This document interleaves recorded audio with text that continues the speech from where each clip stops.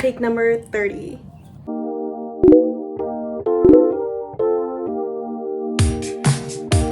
My name is Andrea and welcome to my channel. I'm starting to film some back to school videos, so if there's anything you would like to see, please put in the comment section. I would love to see some recommendations. This video specifically is for those who are deciding to either commute or live on campus, or you have already decided on commuting and you want to hear some advice. Straight up point here I'll say is, if you have the choice to live on campus or to commute, I would say live on campus. Definitely, I wish I could now, but some of you might not have that choice. It might be in similar situations as me, where you can't afford it financially. I was able to live on campus for 1 semester, but I did have to go home specifically because it was too expensive. I am glad that I at least got a glimpse of living on campus. So I'll share some of that experience as well as my experiences now with commuting. I go to Chapman University, so the things I might say in this video might not apply to your school. Commuting distance is an hour. In Chapman, at least, it's not mainly known to be a commuter school, so whenever I say I drive an hour, it's usually like something that shocks people, or at least like grabs their attention. But there has been a few students who actually drive farther than I do, which that in itself shocks me. With living on campus, I personally enjoyed it, having that freedom to kind of go outside and not having to tell people when you will come back, who you are with, what place you're going to, and stuff like that, and have to give the whole rundown of like who these friends are. I'm saying because I have strict parents.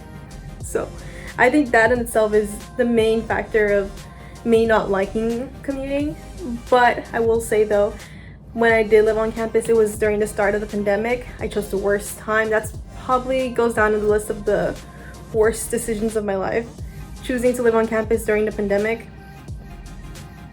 I have no idea what I was thinking, because there were restrictions either way. Like obviously with the amount of people you can hang out and stuff, so you couldn't really fully live that college life. You can wake up probably like an hour before or something, or 30 minutes before, and still be able to come to class on time.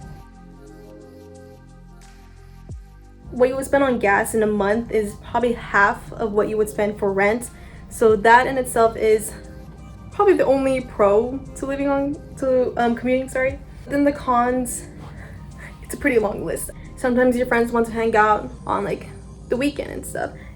At least for me and my friends, all of them do live on campus, so for them, if they want to, like, they have a lot of classes and homework throughout the week and they're free during the weekend. But for me, I have one of those things where I have to rethink it. Do I want to like drive an hour to hang out with them for 2 hours and then drive back home? Not just like with hanging out with friends, but sometimes there's like these club events and stuff that start at like 7 or 8 p.m, which is not that late obviously.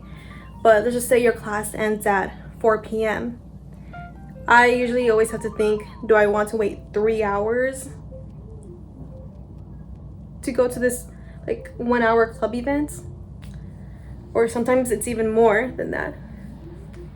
And then that like kind of stops you from participating in a lot of things. And that's kind of the thing that I hate the most about commuting. Some of my friends have offered to like let me sleep over at their place, so I don't have to drive home so late and I could just wake up the next morning and drive home. But at least for me, my parents do not allow me to sleep over anywhere. If you don't have strict parents, then I think commuting might not be too bad of an option actually.